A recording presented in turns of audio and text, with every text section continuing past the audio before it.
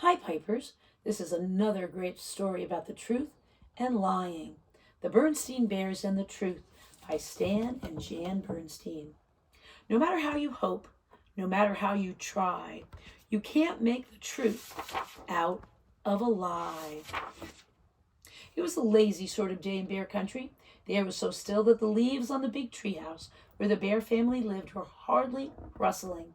Except in the beehive, where the bees were always busy, nothing much seemed to be happening. It's the sort of day that sometimes leads to mischief. Inside the treehouse, brother and sister bear were sitting around not doing anything much in particular. Brother was hugging his soccer ball. He'd become interested in soccer and had been outside practicing free kicks. Sister was relaxing in an easy chair, thinking about what to do next. Neither Papa nor Mama was around. Papa was in his workshop working on some furniture, and Mama was out doing some shopping. "I know what," said Sister. "Let's go gather some wild blackberries." Brother thought about it. "Nah, wild blackberries have too many thorns. Besides, the seeds get stuck in your teeth." "Well then," said Sister, "I know. Let's go out and twist each other on the swing. See who gets the dizziest." Brother thought about that too. "Nah, that's silly. Besides, we did that yesterday." Sister became irritated and impatient with her brother. "My goodness," she complained. "You don't want to do anything. All you want to do is sit there and hug that soccer ball. I think you must be in love with that soccer ball." "I am not," protested brother, "but I'll tell you something. I bet I can dribble this ball right past you."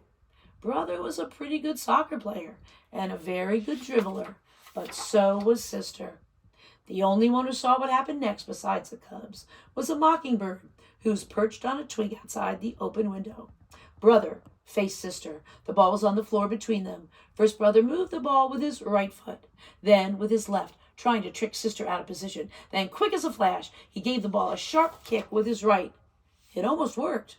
But Sister was fast too. She reached out with her knee and blocked the ball, which bounced against a bookshelf, against a chair, against a footstool, and into Mama's most favorite lamp, which fell to the floor with a crash. The mockingbird let out a screech and got out of there as fast as its wings could carry it. As it flew away, it saw Mama Bear returning from the marketplace.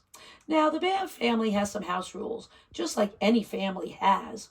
One was no eating honey in bed. Another was no tracking mud on the clean floor. And another was no ball playing in the house.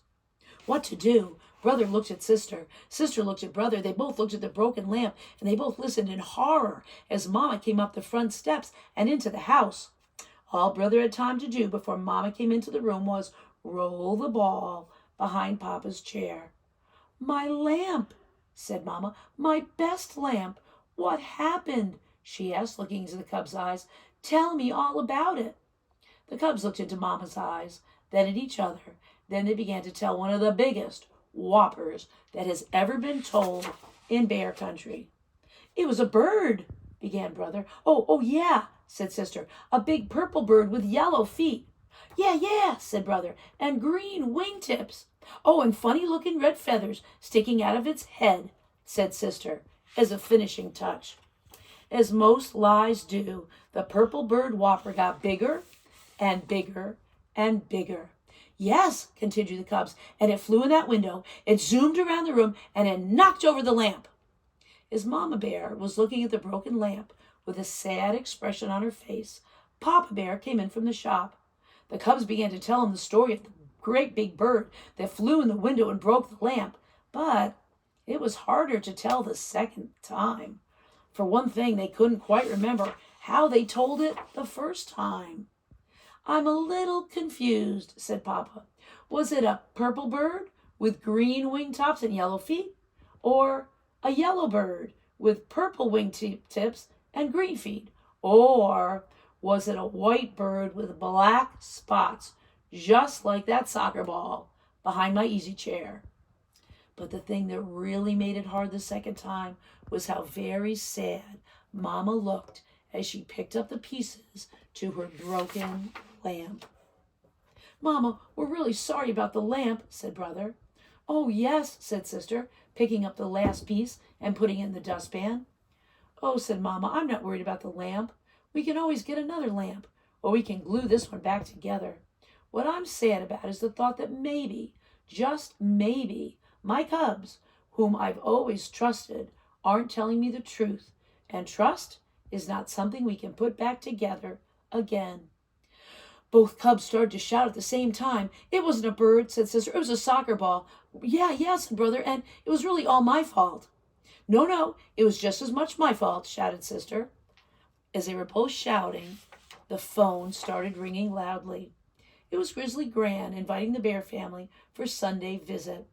"Hi, Gran," said Mama. "Oh, yes, everything's just fine here in the treehouse. How's everything with you?" "But, Mama," protested sister, after Mama hung up the phone, "you told Gran that everything is fine here. That really isn't the truth." "Oh, but it is," answered Mama. "We've got two fine cubs who've just learned a very important lesson about telling the truth. What could be finer than that? Now, let's help Papa glue that lamp back together." Nobody really expects cubs or children to be perfect. And from time to time, Brother and Sister Bear forgot the rules. Brother ate some honey in bed a couple of times. And one time Sister tracked a little mud on the clean floor. And once or twice Brother and Sister started to play ball in the house before they remembered not to. But they never, ever, ever again told a whopper, because trust is one thing you can't put back together once it's been broken. What a great story about the Berenstain Bears tell the truth.